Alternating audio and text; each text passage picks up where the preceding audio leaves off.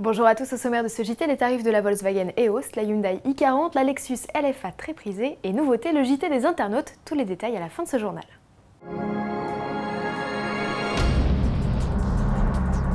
Les beaux jours arrivent et avec eux l'EOS, présenté au salon de Los Angeles en novembre dernier, la deuxième génération du coupé cabriolet de Volkswagen s'apprête maintenant à rejoindre les concessions.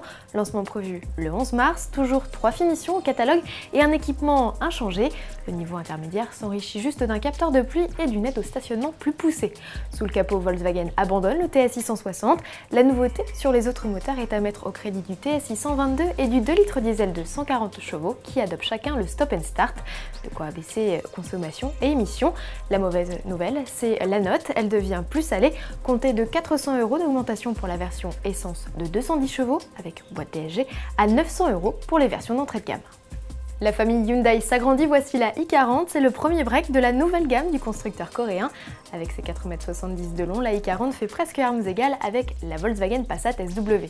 Côté coffre, l'i40 offre un volume correct, légèrement inférieur à celui de l'allemande.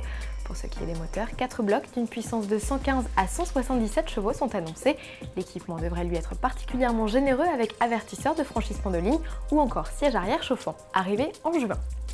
Vous aimez la Lexus LFA? Paris Hilton et Ryan Tenhaken aussi. Commençons par la richissime héritière américaine. Son boyfriend a eu l'idée de lui offrir la sportive de 560 chevaux pour son 30e anniversaire. Seul hic, la couleur. Le jaune criard n'a pas plu à Miss Hilton, qu'à cela ne tienne, elle l'a troqué contre une blanche. Pas de voiture pour le mannequin néerlandais qui a juste joué les chicanes mobiles en maillot de bain pour le pilote de drift Race Millen. Des photos à retrouver dans le numéro spécial bikini du magazine Sport Illustrated. C'est nouveau, chaque semaine, le JT d'Auto+ s'intéresse à vous. C'est le JT des internautes présenté par Pauline Ducamp. Bon week-end!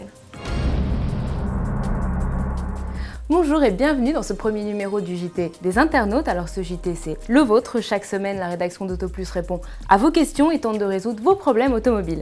Et aujourd'hui, c'est Click28 qui nous a interpellés. Notre internaute s'inquiète de l'opacification et de la dégradation avec le temps des optiques en polycarbonate. Direction tout de suite le labo d'Auto+ pour tenter de remédier au problème. Les phares en polycarbonate, avec le temps et particulièrement l'action des UV, vont devenir de plus en plus mat. Donc c'est principalement dû à la qualité du plastique. Si le phare n'est pas trop attaqué, on peut essayer avec un efface-rayures ou un lustreur de carrosserie. Si par contre le phare est vraiment opaque, il faudra poncer la surface du phare avec du papier abrasif, donc du papier très fin qu'on appelle du 3000 à l'eau, et ensuite lustrer derrière jusqu'à temps que le phare devienne très brillant. Ça n'empêchera pas que le phare va perdre quand même un petit peu d'efficacité, mais en tout cas on pourra passer le contrôle technique sans problème. Il existe aussi des kits qui vendent avec les papiers à poncer et les lustreurs. Ça coûte environ une cinquantaine d'euros, entre 50 et 100 € suivant le kit. On peut faire à peu près 4 phares. Une question vous turlupine, un thème vous a mis la puce à l'oreille. Venez vous aussi poser vos questions sur notre forum dans la rubrique questions et remarques à la rédac. Allez, on termine avec la photo iPhone Reporter de la semaine. C'est Bruno qui nous envoie ce cliché d'un nouveau radar installé depuis peu à Gettingen dans le Haut-Rhin. Et une chose est sûre, avec sa couleur flashy et ses sexy petites oreilles, l'appareil ne risque pas de passer inaperçu. Allez, à lundi sur autoplus.fr.